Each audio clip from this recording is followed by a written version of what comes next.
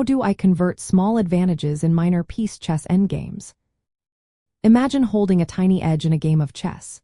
Maybe you have an extra pawn or your bishop controls a key diagonal. The question is, how do you turn that small lead into a win? Well, in minor piece endgames, the secret lies in knowing what to do with that advantage and how to push it further. First, you want to bring your king into the action.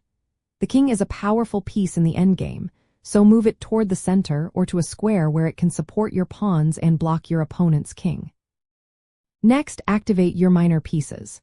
Knights and bishops should be placed where they control important squares, support your pawns, and limit your opponent's counterplay. Improving your pawn structure is also vital. Try to create passed pawns, which are pawns with no opposing pawns blocking their path to promotion. Look for weaknesses in your opponent's pawn setup, like isolated or backward pawns, and target them. Use your pieces to restrict your opponent's king and minor pieces. Limiting their mobility makes it harder for them to defend or create threats. When you have an extra pawn, assess if it can be safely pushed forward. Support it with your king and minor pieces, and aim to promote it. If the pawn is blocked, consider creating a second weakness elsewhere on the board to stretch your opponent's resources. In king and pawn endgames, opposition and key squares are essential. Opposition is when your kings face each other with an odd number of squares between them, giving you control over space and the ability to push your pawn forward. Key squares are critical points your pawn must control to promote. If you have a better pawn structure or more active pieces, look for opportunities to trade pieces carefully. Simplify into a winning pawn endgame if your advantage is material-based.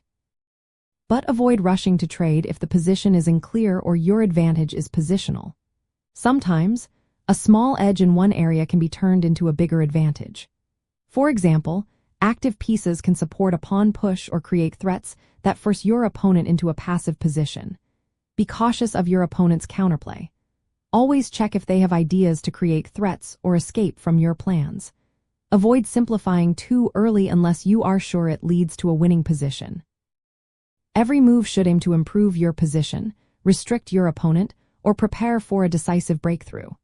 For example, if you have a bishop and knight against your opponent's lone knight, use your minor pieces to target weaknesses or support a passed pawn. If you are up a pawn, carefully push it forward while using your king and minor pieces to clear the way. If your pawn is blocked, look for ways to create another weakness in your opponent's camp. In positions with imbalanced material, knowing which setups are winning and which are drawn is key. Some minor piece endgames are known to be drawn if the defending side plays accurately.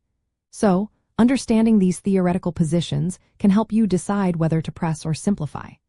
Remember, the main goal is to convert your small advantage into a tangible one by making precise moves, creating weaknesses, and controlling critical squares.